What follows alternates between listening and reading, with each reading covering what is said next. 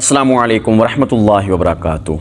नाज़रीन, मैं अल्लाह के फ़ज़ल और करम के साथ आज की नई वीडियो लेकर आपके सामने हाज़िर हुआ हूँ।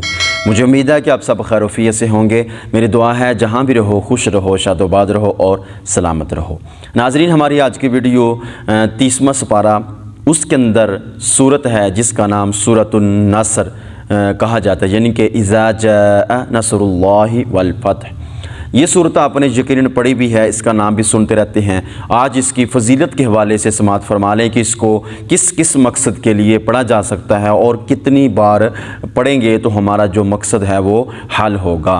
नाज़रीन, इसकी जो फजीलत है वो समाअत फरमा लें, लेकिन इससे पहले हमारे चैनल को अगर लाइक नहीं किया तो लाइक ज़रूर कर दें, अगर सब्सक्राइब नहीं किया तो सब्सक्राइब भी ज़रूर कर दें। नाज़रीन, हमारी वीडियो को मुकम्मल वॉच कीजिएगा, इंशाअल्लाह ताला बहुत ही फ़ायदा होगा। नाज़रीन, इस सूरत की तिलावत हर किस्म की जायज़ दिली मुराद पूरी होने के लिए मुफीद है।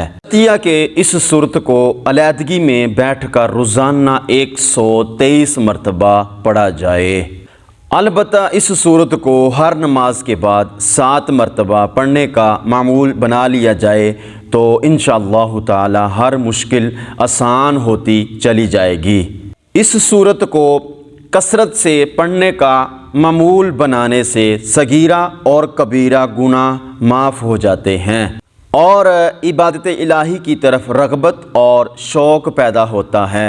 दुश्मनों पर गलबा हासिल करने की नीयत से अगर इस सूरत को 70 मरतबा पढ़ा जाए तो अल्लाह की मेहरबानी से दुश्मनों पर गलबा हासिल हो जाएगा और अल्लाह की पनाह में रहने की तौफीक भी मिल जाएगी।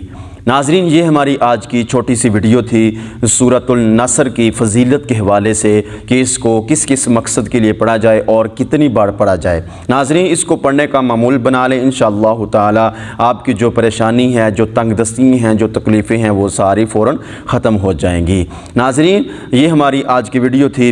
अगर अच्छी लगी हो तो हमारे चैनल को लाइक ज़रूर कर दें, सब्सक्राइब भी कर दें और एक अच्छा सा कमेंट दे दें। अपना बहुत सारा ख्याल रखिए। वस्सलाम वरहमतुल्लाहि वबरकातुहू।